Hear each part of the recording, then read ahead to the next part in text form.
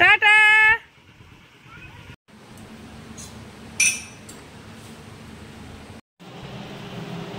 নিচে রাখ।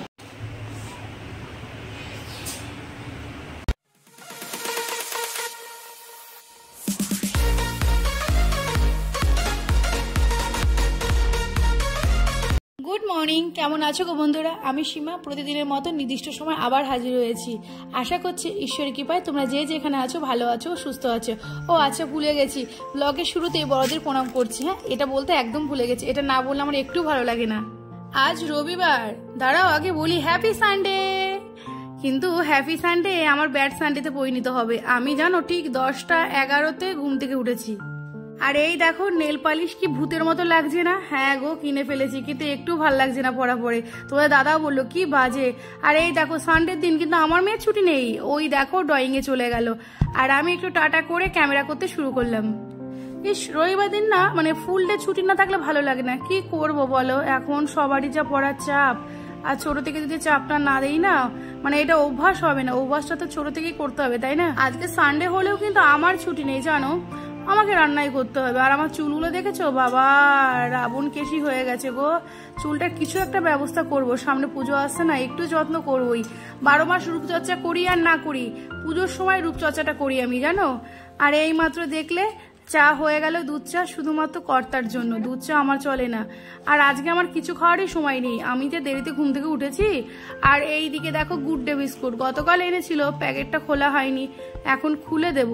আমার বাড়িতে আবার গুড ডে বিস্কুটটা খুব চলে, মানে ওদের বাপ মেয়ে দুজনেরই গুড ডে বিস্কুট খুব পছন্দ।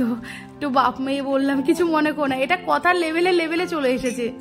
যাই হোক বাবা, তোমাদের সাথে গল্প করতে করতে আর ক্যামেরা করতে করতে কখন সময় কেটে যায় কিছুই বুঝতে পারি না। এই দেখো তোমাদের সাথে গল্প করতে করতে আমার চা কমপ্লিট। 1 কাপ চা করতে কতই বা সময় লাগে বলো। চলো চলো এবার চাটা দিয়ে আসি। যেহেতু দেরিতে ঘুম থেকে আমি উঠেছি, তাই সব দায়িত্ব আমার বলো, আমাকেই সব করতে হবে। ওকে চাটা দিলে মানে ওদের মানে আমার কর্তাকে আর আমার কন্যার এই দুজনের খাবার হলেই আমি একটু নিশ্চিন্ত হই। আর এই দিকে দেখো গতদিনে এক গাদা বাসন পড়ে আছে, মানে গতদিন আমার শরীরটা একটু ভালো ছিল না, এই কারণে রাত্রে রান্নাঘরটা একটু পরিষ্কার করিনি। গতকাল তো আমি লাইভ ভিডিও করিনি, এখন একটু বেলা করেই উঠি, কিন্তু এই অভ্যাসটা পরিবর্তন করছি, কিছুদিনের মধ্যে পরিবর্তন হয়ে যাবে। ওইদিকে নিচতলায় দুধ দিয়ে গেছিল, দুধটা এইমাত্র আনলাম। খুব সকালেই দুধ দিয়ে যায়, এত বেলায় না তাড়াতাড়ি জাল না দিলে দুধটা নষ্ট হয়ে যাবে। দুধটা বসিয়ে দিলাম। আর এই দিকে রাতে হবে ঘুগনি, তাই ভাবলাম কাজের ফাঁকে ফাঁকে মটরটা সিদ্ধ করে রাখি। এখানে মটরটা সিদ্ধ করার জন্য আয়োজন করে রাখলাম, এখনো বসাইনি। তার আগে আমি একটু ঘামটা মুছিনি, এখনো কিন্তু আমার ব্রাশ হয়নি। তোমাদের দাদা প্রায় 11টার দিকে, হ্যাঁ 11টার দিকে ও বাজারে চলে গেছে। ওর আজ ডিউটি আছে, ওকে যে অফিসে যেতে হবে। আর আমারও এর জন্য একটু বেশি রান্না মানে ঝোঁকটা বেশি, তাড়াতাড়ি করতে হবে।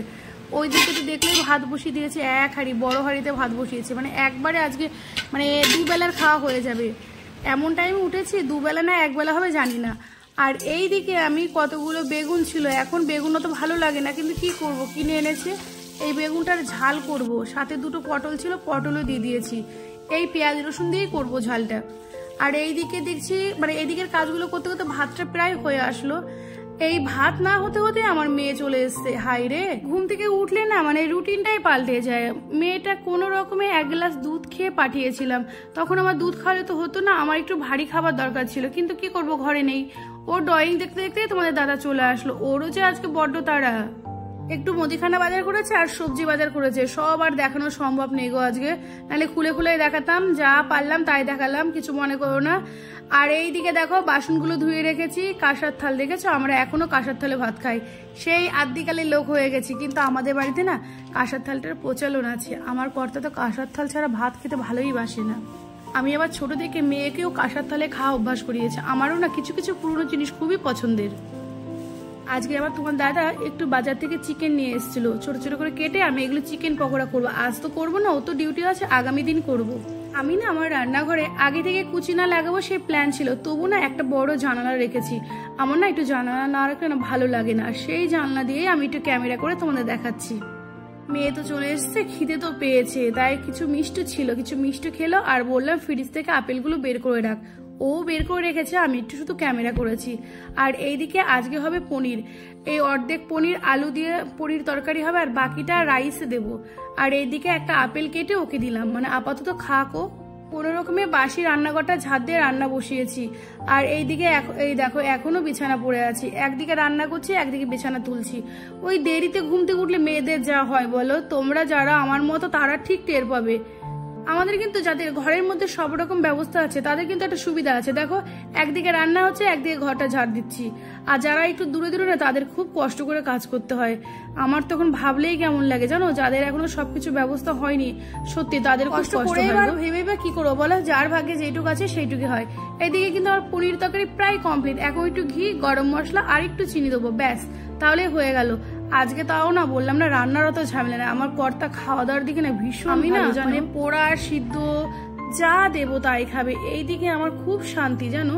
না হলে না ও যদি এই সাপোর্টগুলো না হতো তাহলে না আমি ফেসবুকে কাজ করতে পারতাম না। ফেসবুক থেকে আর্নিং করতে গেলে মানে ফেসবুকে এত অ্যাক্টিভ থাকতে হয় আর কি বলবো। তোমরা যারা নতুন কাজ শুরু করেছো তারা বুঝতে পারছো না, পরে আস্তে আস্তে বুঝতে পারবে, যখন আমার মতো পুরনো হবে, যখন সব সেট আপ পাবে তখনই বুঝবে। এদিকে ওর খাওয়া হয়ে গেল আর এইদিকে আমি গ্যাসটা পরিষ্কার করে রান্নাঘরটা ক্লিন করে আমি স্নানে ঢুকবো। আর আমার কর্তার টিফিনটা নিজেই একা একা প্যাক করে নিয়েছে, আমি অবশ্য সব খাবারগুলো ঠান্ডা করে রেখেছিলাম। ও প্যাক করে এখনো বেরিয়ে যাবে আর আমি যাচ্ছি বাথরুমে। ওই স্নানে ঢুকলাম তো এই কারণে। আর এইদিকে এই ক্যামেরাটা আমার পুরো মেয়ে করেছে। আমার মেয়েকে বলেছিলাম বাবা একটু ক্যামেরা করে রাখিস না, আমি স্নানটা করে নিই, আমার খুব সুবিধা হবে। পরমশাই বেরিয়ে গেল, রাতে আর ঝামেলা নেই, ব্যাস রাতের দিকটা একটু ফাঁকা থাকবো, শান্তি। আজকে অনেকের লাইভ ভিডিও দেখবো গো, অনেক দিন ধরে কাউকে একটু ভালোবাসা দিতে পারি না। আর এই দেখো আমার স্নানটা কমপ্লিট, এবার মেয়েকে খেতে দেবো। দেখো সিঁদুরটাও পরিনি, পরবো। মেয়েটাকে খাবারটা দিয়ে নি, মেয়েটা খেয়ে উঠে আবার পড়তে বসবে। আচ্ছা অনেক তো গল্প হলো, একটা কাজের কথাই বলি। হ্যাঁ এটা আমারই কাজের কথা, সেটা হচ্ছে আমার ভিডিওটা যদি ভালো লাগে, যারা ইউটিউব থেকে দেখছো তারা প্লিজ আমার চ্যানেলটিকে সাবস্ক্রাইব করো, আর যারা ফেসবুক থেকে দেখছো তারা একটু ফলো করো। আর সেই সাথে কিন্তু লাইক কমেন্ট করতে একদম ভুলো না কিন্তু। আমি জানো যখন ভিডিও সাউন্ড দিই তখন আমি ফ্যানটা পর্যন্ত চালাই না, কেন ফ্যান চালালে শোষর শব্দতে তোমাদের বিরক্ত হবে। দেখো তাই বলছি, দেখো পরিশ্রম তো করি, তাই একটু কিন্তু দাম পাওয়া মনে হয় উচিত। পরিশ্রম করলে সকলে বলে যে তার মূল্য পায়। আচ্ছা এই দেখো আমি একটা বাটিতেই ভাত নিয়ে বসে পড়েছি। আরে আমি বাড়ির বউ, আমারই সংসার, মানে যা খাবো যা পরবো আমারই থাকবে, তো কি করবো, হাঁপিয়ে গেছি, একটু রেস্ট নিয়ে নিয়ে এবার খাবো একটু। আচ্ছা তাহলে আজকের মতো খাওয়া দাওয়াটাও করি, আর এখন টাটাটাও করে দিচ্ছি। আজকে আসছি, আবার আগামী দিন দেখা হচ্ছে নতুন ব্লগে। টাটা, ভালো থেকো সকলে।